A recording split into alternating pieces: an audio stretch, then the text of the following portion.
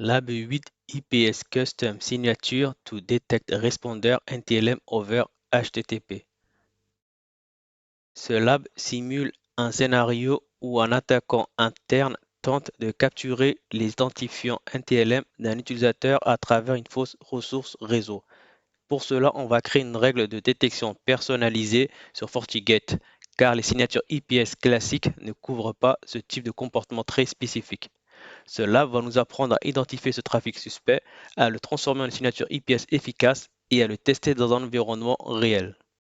Cas d'usage 1, LAN vers LAN. De nombreux attaquants internes ou pentesters utilisent des outils comme Responder pour empoisonner les protocoles de résolution de noms, par exemple LLMNR, NBNS, et inciter les victimes à s'authentifier vers eux, révélant ainsi leur hash NTLM. Dans certains scénarios, Responder héberge un serveur HTTP pour recevoir les tentatives d'authentification NTLM v2. Ce comportement peut être détecté via FortiGate IPS à l'aide d'une signature personnalisée ciblant l'entête HTTP. Pourquoi c'est important? Responder est largement utilisé pour le mouvement latéral et le vol d'identifiants. Les signatures IPS par défaut de FortiGate peuvent ne pas détecter ce comportement très spécifique, sauf s'il est lié à un CVE connu. La création de signatures IPS personnalisées permet d'améliorer la détection de failles de type 0D et d'augmenter la visibilité sur les menaces internes. Voici la topologie de notre lab. À gauche, on a l'attaquant ici représenté par une machine Kali Linux qui utilise l'outil Responder. Son objectif est de capturer des identifiants NTLM en se faisant passer pour une ressource réseau légitime. Au centre, on a le pare-feu FortiGate qui va jouer un rôle clé dans ce lab. Il est configuré avec une signature IPS personnalisée capable de détecter les requêtes HTTP.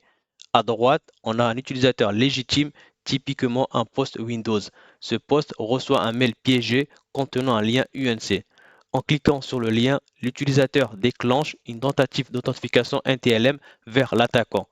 Cette authentification passe via HTTP dans certains cas, ce qui permet à FortiGate au milieu du trafic de l'intercepter et détecter grâce à la signature IPS qu'on a définie. Enfin, on a le serveur de messagerie qui permet d'envoyer le mail piégé et de simuler un échange interne réaliste. On commence par créer une nouvelle signature IPS dans la section Config IPS Custom. Ici, on nomme la signature Responder Detect et on définit un pattern spécifique qui détecte l'entête HTTP suivant www-authenticate.ntlm. Ce pattern trahit une tentative d'authentification NTLM via HTTP, souvent générée par Responder. On ajoute ensuite des options comme No Case, Log et on définit une gravité moyenne, ce qui signifie que cette alerte sera remontée mais ne bloquera pas forcément le trafic si on ne le configure pas dans les capteurs IPS. Une fois la signature créée, on doit l'appliquer dans un capteur IPS à travers la commande config IPS sensor. On crée ici un capteur nommé sensor responder, puis on ajoute une entrée qui active la signature personnalisée via la règle 6725. Ce chiffre est l'ID généré automatiquement pour cette signature personnalisée.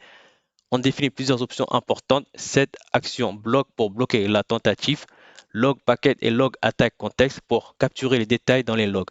Cette configuration permet au pare-feu de détecter, journaliser et bloquer en temps réel toute tentative HTTP contenant une demande NTLM. Une fois cette règle appliquée, tout trafic HTTP entre les deux LAN sera inspecté. Et si un en-tête NTLM suspect est détecté, FortiGate générera une alerte IPS et bloquera le flux s'il configure en mode blocage. Ce mécanisme permet de surveiller les tentatives de vol d'identifiants internes, notamment via des outils comme Responder. Ici, nous passons à la phase de test de notre configuration. Tout d'abord, sur la machine attaquante Kali, on exécute Responder avec l'option "-i ETH0 pour écouter sur l'interface réseau LAN. Cela permet à Responder de capturer tout trafic de type Authentication NTLM, notamment s'il est déclenché par un lien UNC malveillant. Ensuite, on exécute le script send UNC mail depuis Kali. Ce script envoie un email piégé à un utilisateur interne contenant un chemin UNC vers la machine de l'attaquant. À droite, nous voyons dans Warshock les requêtes HTTP générées lorsqu'un utilisateur clique sur le lien UNC. Windows tente de se connecter automatiquement, ce qui provoque l'envoi d'un en-tête HTTP contenant www-authenticate.ntlm. C'est précisément ce motif que notre signature IPS personnalisée a été conçue pour détecter. En plus, on voit dans le bas du paquet Warshock le contenu complet de l'échange. il s'agit bien d'une tentative d'Authentication NTLM v2 captée sur le port HTTP. Et donc, FortiGate est maintenant capable de détecter ce comportement anormal via la signature IPS qu'on a mise en place. Avant de conclure, voici les erreurs les plus fréquentes que l'on peut rencontrer lors de la création ou du test de la signature IPS personnalisée. La première, c'est une erreur de syntaxe, souvent due à un mauvais usage des guillemets ou des points-virgules dans la définition F-S BID. Une autre erreur courante, utiliser un motif inexact ou tronqué. Pour éviter ça, il faut toujours analyser le trafic réel avec Wireshark et copier exactement le header. Dans notre cas, par exemple, www-authenticate2.ntlm.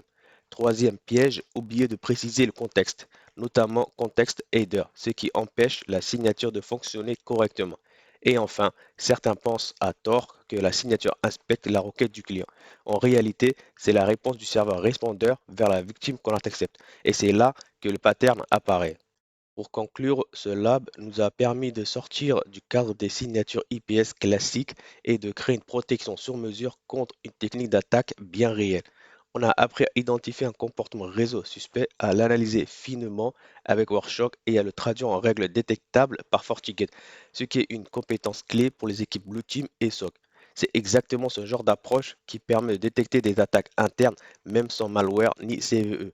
Ce lab ouvre la voie à des tests plus avancés dans le lab 9 où on validera la détection dans des scénarios encore plus réalistes.